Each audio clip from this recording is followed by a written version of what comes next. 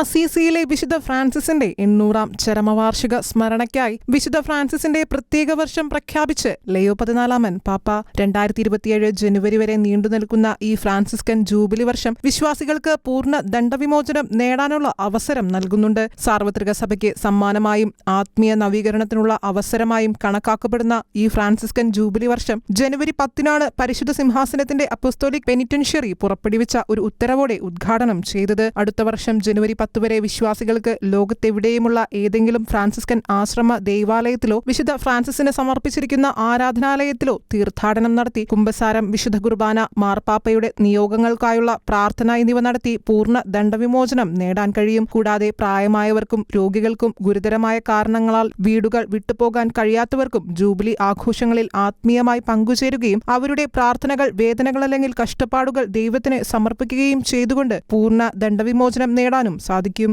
International desk, ഷിക്കേന news.